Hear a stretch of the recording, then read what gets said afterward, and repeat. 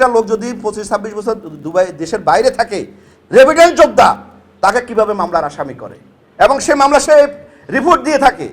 এবং আরেকটা আমার ভাতিজা আজকে 14 বছর দেশের বাইরে, তাকেও সে মামলার আসামি করছে।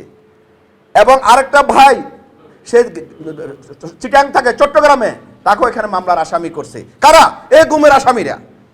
এই গুমে যারা আসামি, এরা কিন্তু মামলার এজাহারভুক্ত আসামি। এদের বিরুদ্ধে থানায় মামলা হয়েছে, এরা এখনো দিব্যি মনে ঘুরে বেড়াচ্ছে।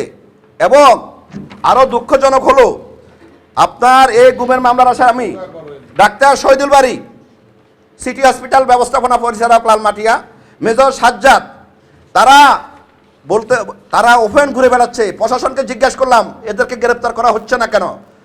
এরা, আমরা জানি না তারা বিএনপির মহাসচিব আমাদের মির্জা ফখরুল ইসলাম আলমগীর সাহেব এবং আব্দুল আউয়াল মিন্টু সাহেবের নাম বলে, এই জন্য নাকি তাদেরকে প্রশাসন গ্রেপ্তার করতেছে না। এবং তারা এখনও এজাহারভুক্ত আসামি, তারা ঘরের বাসায় বাড়িতে আছে। তা আমি বলবো যে সুষ্ঠু নিরপেক্ষ তদন্তের মাধ্যমে তাদেরকে আইনের আওতায় এনে অবশ্যই তাদের শাস্তি দাবি করতেছি। আর আরেকজন যে চট্টগ্রামে যে জসিমউদ্দিন, যে MLM ব্যবসার মাস্টার মাইন্ড, সে আপনার চট্টগ্রাম সীতাকুণ্ডর আমাদের এখন যে এমপি সালাউদ্দিন সাহেবের নাকি অনেক শুভাকাঙ্ক্ষী, এই জন্য তাকে 1 মাস আগে খুলশী থানা রেড দিয়েছিল ধরার জন্য, এবং সেখান থেকে বলছে যে এটা সালাউদ্দিন সাহেবের লোক, তাকে গ্রেপ্তার করা যাবে না। এই যদি হয় দেশের ব্যবস্থা, তাহলে বিচার কোথায় পাবেন? কার কাছে বিচারের জন্য যাবেন? তারা যদি আজকে বলে যে এই আমার আত্মীয়, ওই আমার আত্মীয়, তাহলে তো আমরা বিচার না, আমাদের মেরে ফেলেন, আমাদের আর বেঁচে থাকা দরকার নাই। আমরা যদি এইভাবে হয়, এর যদি আত্মীয়, ওর যদি ফোন করে, এই যদি হেলো হয়, তাহলে আমরা বিচার কোথায় পাবো? কার কাছে বিচারের জন্য যাব? আমরা জানতে চাই এই বিচার কে করবে? মাননীয় প্রধানমন্ত্রী, আপনার কাছে আমাদের দৃষ্টি আকর্ষণ করছি।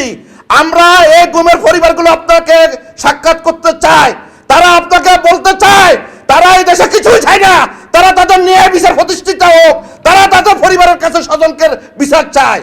এটা আপনার কাছে আমরা দৃষ্টি আকর্ষণ করছি। আপনার বিএনপি অফিসে মাননীয় প্রধানমন্ত্রী, আপনি 17 বছর দেশে ছিলেন না, আপনি জানেন না অনেক কিছু।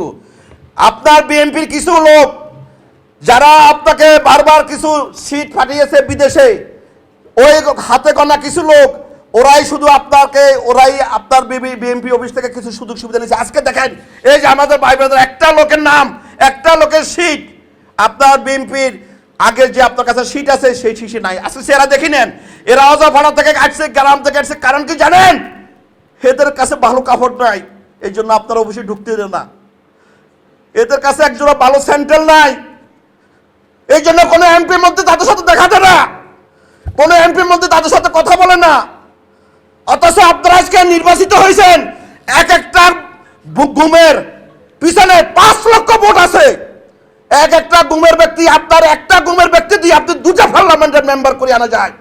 কারণ তাদের এত জনপ্রিয়তা, কারণ জানেন সারা পৃথিবীর মানুষ তাদেরকে ভালোবাসে, কারণ তারা চিটার বাটপাট প্রতারক না, তারা এই স্বৈরাচারী সরকারের আমলে নির্যাতিত নিপীড়িত হয়েছে এবং দেশে বিচার কিন্তু পায় নাই। আজকে বিএনপি অফিসে আমাদের একটাই ব্যক্তি, নাম না বললে আমি নিজেকে অপরাধী মনে করবো, যে সালাউদ্দিন ভাই, বিএনপির কার্যনির্বাহী কমিটির সদস্য, উনি ওনার সহযোগিতার হাত আমার এই ভিকটিম পরিবারগুলোর ভিতরে বাড়িয়ে দিয়েছে। যখন গেছি, ফোন করছি, রাতে দিনে সকালে উনি ফোন করছি, ফোন ব্যাক করছে, আর শুনছে, জানছে। ওনার মতো যদি